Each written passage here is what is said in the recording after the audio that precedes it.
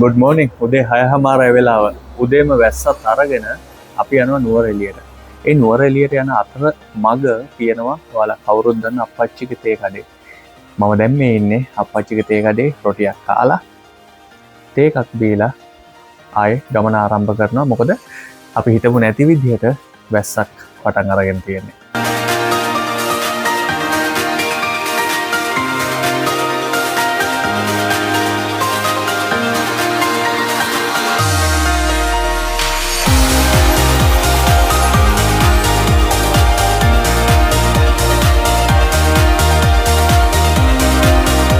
මේක තමයි අප්පච්චිගේ තේ කඩේ ආසම හැමෝම කන්න කැමතිම නයිමිරි සම්බෝලි. එතකොට ඒ වගේම තියෙනවා බිම්මල් කරියක්. බිම්මල් කරිය එකයි අපි කවුරුත් කැමති පරිප්පු. ඔය තුනම ඉතින් දාගෙන මුලින්ම රොටියක් කනවා තරම් සැපක් නැහැ. උදේ පාන්දර සීතලත් එක්ක රසයි.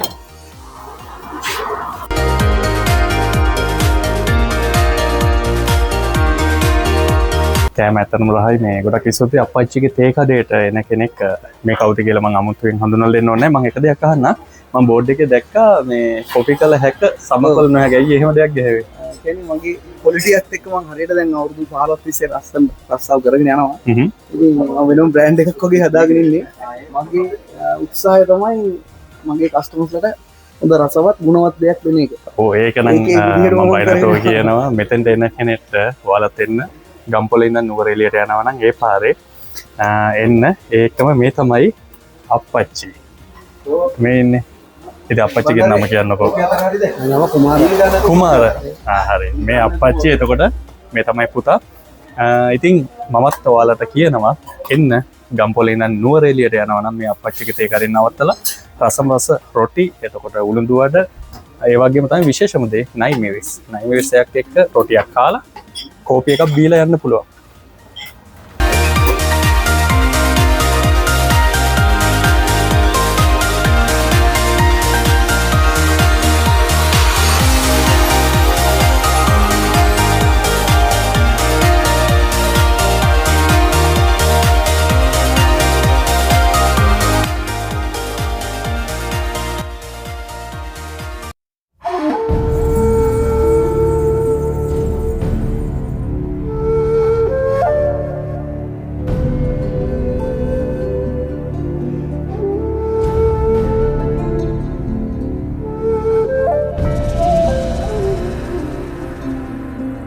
මේ ආවේ හනුමන් කෝවිලට.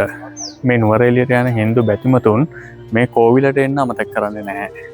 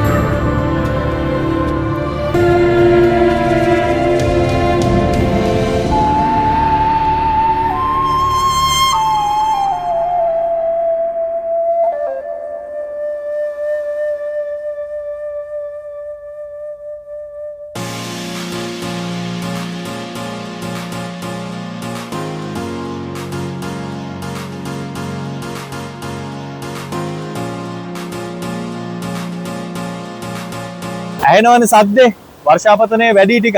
ඒ නිසා තමයි මේ දියැල්ල මේ තරම් සැඩපහර වැඩි. මෙතනින් නුවරඑළියට යන දේශීය විදේශික සංචාරකයෝ මෙතන නැවතිලා පින්තූරයක් ගන්න අමතක කරන්නේ නැහැ. පේනවනේ ඔයාලට මේ වර්ෂාපතනය තිබුණා වුණත් ගොඩක් දේශීය සංචාරකයෝ නුවරඑළියට යනවා.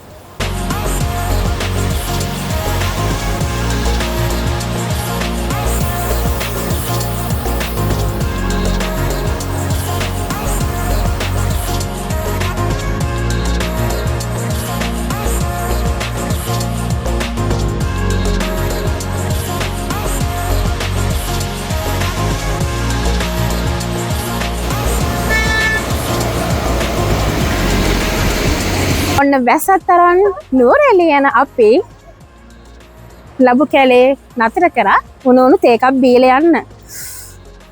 අම්මෝ වහිනවෝ.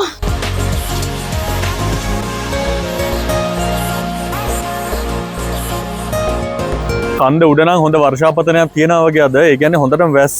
නැත්නම් මේ විදිහට තියෙන්නේ මොකද හැම දියැලක්ම හැම දිය පාරක්ම සැඩපහර වැඩි. සද්ද ඇහෙනවා. ඔයාලට පේනවනේ මේ. සාමාන්‍යයෙන් අපි සාමාන්‍ය දවස්වල ආපුවම ඔහොම නැහැනේ. ඒ නිසා මේ විශේෂයෙන්ම නුවරඑළිය එනවා නම් දියැලි වල නාන්න යනවා නම් ටිකක් පරිස්සමින්.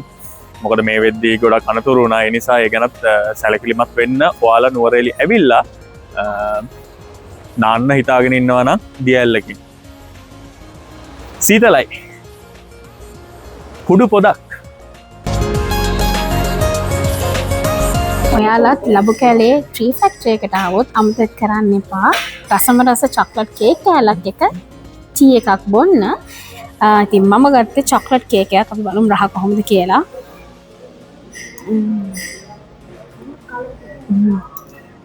හරිම රහයි වගේම සොෆ්ට්. චිසරු ගත්තා චීස් කේක් එකක්. මේකෙනුත් රහ පොඩ්ඩක් බලමු.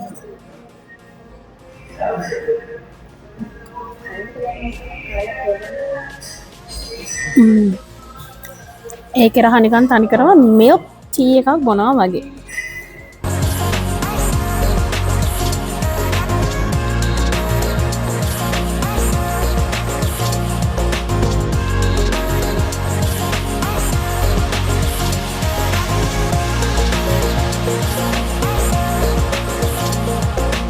ඕන් අපි ආව නුවරඑළියට. දැන් ඉන්නේ නුවරඑළිය ගෙගරි පාක් එකේ. දැන් තමයි ටිකක් අවුව පෑවුවේ. මොකද එනකම්ම මීදුමෙන් වැහිලා තිබ්බේ පාරවල් පෙනුනේ නැහැ. ඒ වගේම තමයි දැන් දහවල් කාලේ වුණත් සීතලෙන් නම් අඩුවක් නැහැ.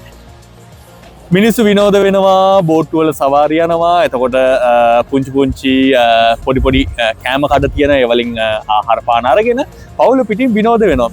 ඇතරම ගොඩක් ලස්සනයි. ඉතින් මේ විදිහ තමයි හැමෝම එන්නේ විනෝද වන්න. ඔයාලත් එන්න නුවරඑළියට.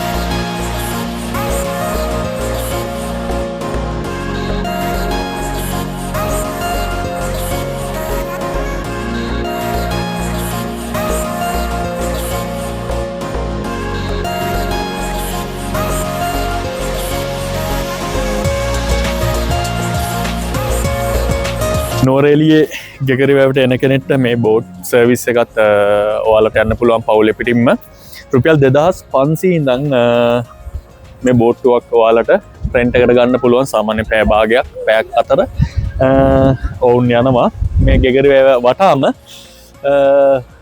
අද නම් හැබැයි මම දැක්කේ දේශීය සංචාරකයෝ. මොකද මේ වැස්සත් එක්ක විදේශීය සංචාරකයෝ මම වැඩිය දැක්කේ නැහැ. දේශීය සංචාරකයෝ තමයි අද මම ගොඩක් වෙලාවට දැක්කේ.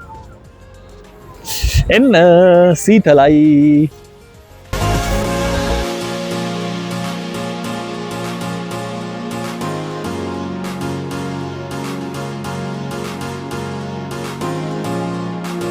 බෝට්ටුවේ යද්දි සීතල තව ටිකක් වැඩි. අර මීදුම ආයෙ පාරක් මීදුම වෙනවා.